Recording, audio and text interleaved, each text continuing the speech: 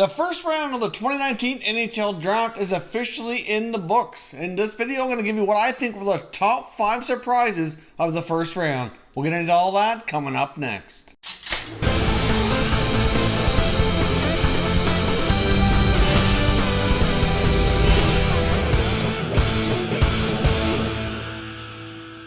Welcome back here to Top Shelf Hockey. Now, we finally made it to the 2019 NHL Draft, and the first round is now complete. There certainly were some surprises that I thought were really good surprises for some teams, and other selections I was just a little bit confused over. So let's go over what I feel were the top 5 most surprising things that happened or didn't happen here at the 2019 NHL Draft's first round.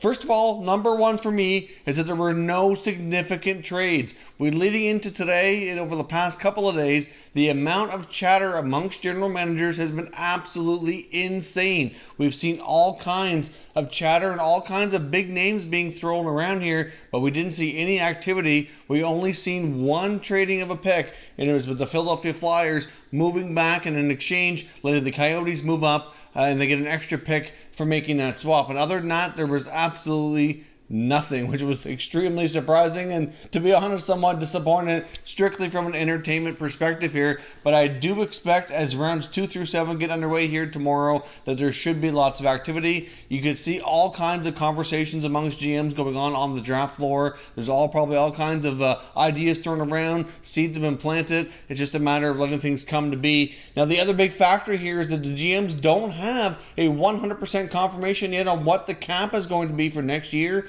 They should have that for tomorrow, but as of right now, they don't have the confirmation. And for a lot of these teams, it being either $1 million or $500K different, it could make a big difference. So obviously, the other thing with this as well is it's a very deep draft. All kinds of great players, and a lot of teams just decided they did not want to swap their picks or get into doing a lot of the other trades because they were content to take the player available that they thought was best for them at the time. So hopefully the trade activity picks up tomorrow with the amount of chatter going on and the amount of teams that are kind of in a position where they have to make moves. It'd be nice to see some of these moves get done here so we can have a little bit more to talk about on the trade front. But for me, that was by far the most surprising of the evening. Second, though, is the Detroit Red Wings with this 6th overall selection. Steve Yzerman goes up and selects German defenseman MOritz Seider. Everybody was shocked. You could hear a bit of a gasp come from the crowd. Obviously, this is a defenseman who had a really solid year and was a big riser in a lot of draft rankings throughout the season. He's a player that I really like as well, but I did not see him going anywhere near number 6. I thought maybe somewhere around the middle of the pack, maybe around 15, maybe 20. I thought maybe a team might reach here, maybe grab him around 10 or 12.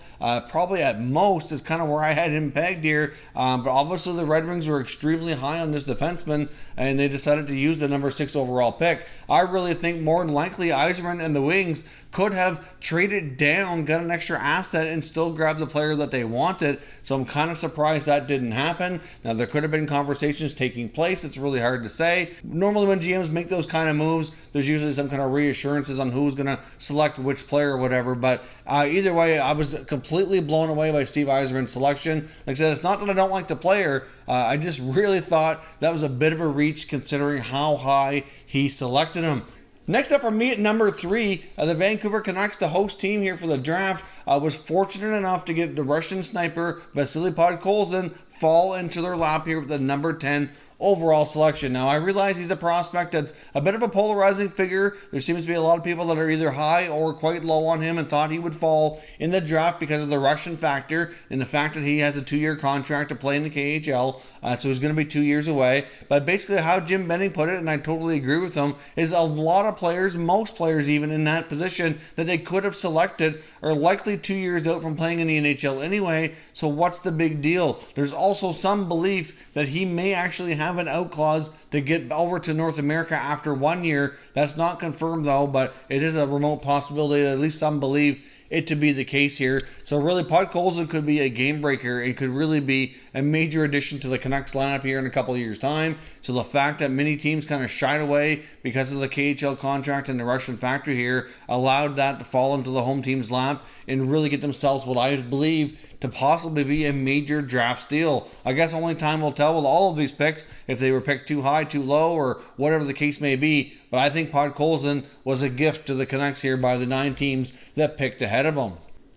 The other big reach here of the first round was the Edmonton Oilers at the number 8 pick, in my opinion, here, selecting Swedish defenseman Philip Broberg. I was completely shocked with the number of players that were on the board that they went with Broberg. Now, I realized the Oilers really need to improve their blue line, probably more so than any other position. They could certainly use a goaltender, but I really didn't see them going after a goalie like Spencer Knight with the number 8 pick. It's fair to say they certainly have more forward prospects right now that are probably closer to making it into the NHL, but either way here, I think Broberg's a bit of a reach. In my opinion, he does look like he has a lot of good attributes, but I do think he has that potential. And now I stress the word potential here because obviously I don't have a crystal ball, but I have concerns that Broberg could end up being a draft bust. Now I know it's early, he was just drafted, there's lots of time. I'm not going to say that he is, I'm just saying out of all the players that went in the first round, he's one of the riskier picks here in my opinion. So I guess we will see how this goes for the Oilers. I hope it works out. They could certainly use the type of defenseman that he is projected to be if he develops and makes it the way they're hoping he does. So I guess we'll see. I just thought it was another case of it being a reach at number 8 that they could have dropped down here in the draft, made a trade, maybe got another asset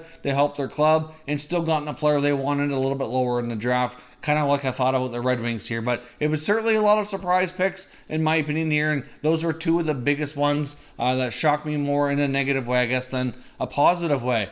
Now the last one, which was a big help here for the Montreal Canadiens, is the fact that sniper Cole Caulfield slipped all the way down to 15 and was able to be drafted here by the Montreal Canadiens. I'm sure Marc Bergevin and his crew had no idea that they're going to be able to grab him when they had a chance to go to the podium here at number 15. I mean, he was a record-breaking scorer with the U.S. national team, playing alongside a lot of Jack Hughes, mind you, but still, a lot of these guys, even though they played a lot with the top American talent throughout most of the season, they're still individually terrific prospects, and I think Caulfield is going to turn out to be another draft steal here for Montreal. He certainly might be small, but he scores in bunches. He's an elite scorer, something that they're missing. They're certainly used to working with a lot of smaller forwards, so the coaching staff and all their development people are certainly well used to that type of player, but this guy can score at a much higher rate than anybody they currently have on their roster. So the fact that he was able to fall down to them at 15 was an absolute blessing and something they probably never thought in a million years would take place. So good job on Montreal for making the right choice and taking advantage of Cole Caulfield being available at number 15. So those are the top 5 surprises for me for round 1 here of the NHL Draft. Of course, I'd love to hear your thoughts and opinions. What would you say were the most surprising moments in the first round of the NHL Draft? If you're new to the channel, I hope you consider subscribing. There's going to be plenty more content coming, lots more coverage of the NHL Draft. Hopefully over the rest of the weekend here we have some more trades to talk about as well, because there's a lot of teams that need to make moves, and we'll hopefully have lots to discuss here in the coming days. So stay tuned to Top Shelf Hockey. I'll do my best to keep you up to date with all the breaking news. Thank you for watching, and I will catch you next time.